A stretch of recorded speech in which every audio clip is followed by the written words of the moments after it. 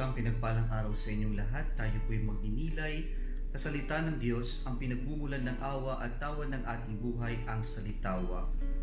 Today we are celebrating the feast of Saint James the Apostle, or tinatawag din natin Saint James the Great.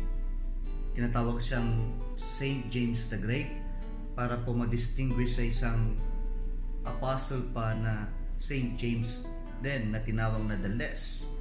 Siya ay tinawag na the Great kasi po siya ay older, mas naunang tinawag ng Diyos. Ibig sabihin nito, siya ay isa sa mga malapit na alagad ng Panginoon kasama sina Pedro at Juan. At ibig sabihin nito ay isa rin siya sa mga saksi sa mga milagro na ginawa ng Panginoon at sa mga mahalagang araw at panahon ng ating Panginoong Jesucristo.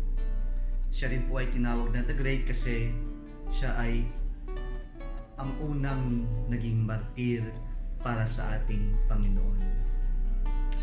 Mga kapatid, narinig po natin sa ating ebanghelyo ngayon na lumapit ang ina ng magkapatid na Santiago at San Juan upang hilingin sa Panginoon ang posisyon sa kanyang kaharian.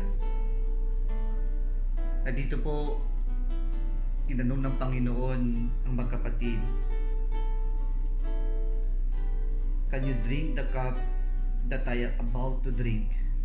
At ang sagot nila, "We can."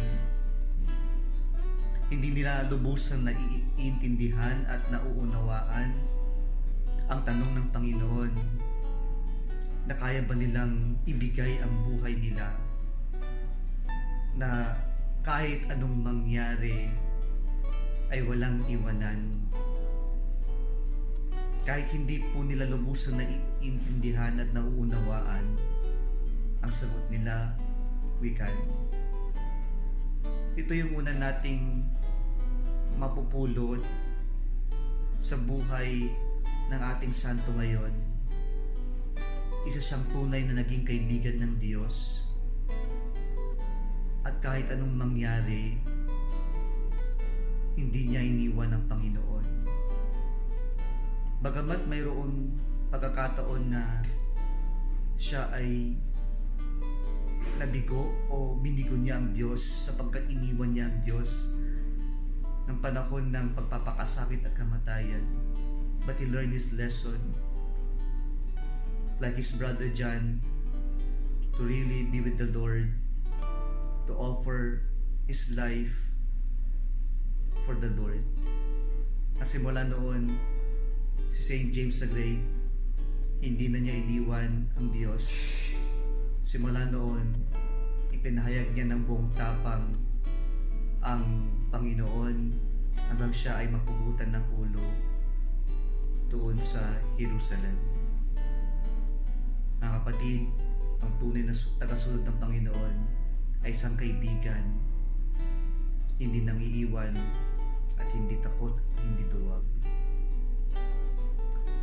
Kaya po noong nagkainggitan na dahil sa insidente o pagkakataon na ito, narinig natin sa ating ebanghelyo ngayon, ang Panginoon ay nagbigay ng aral at sinabi niya, "If you want to be the first of all, make yourself the servant of all."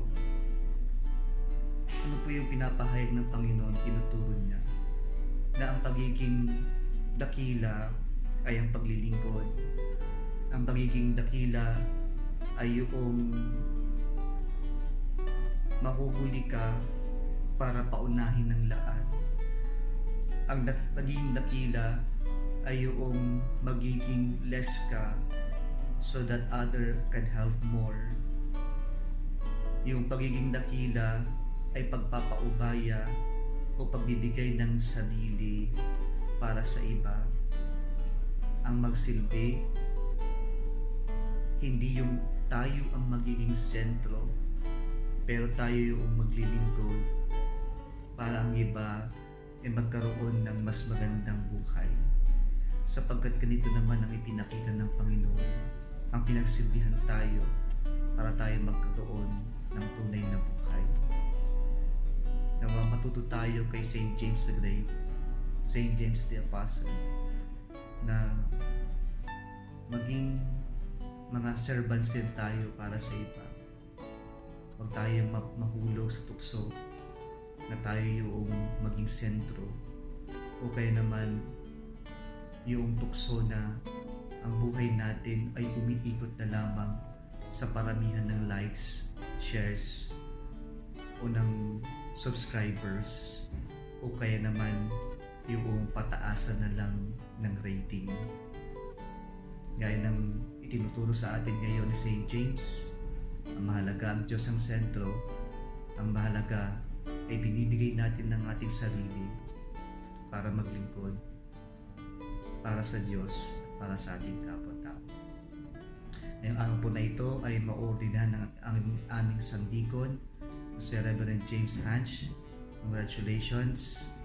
May you become like St. James, who imitated our Lord and became a servant of all. Congratulations, and may the Lord God bless you in your ministry. Mga kapatid, kapag nagustuhan mo ang video na ito, huwag kalimutang mag-like, i-share at mag-subscribe sa Salitao Facebook page and YouTube channel. Muli isang pinagpalang araw sa inyong lahat.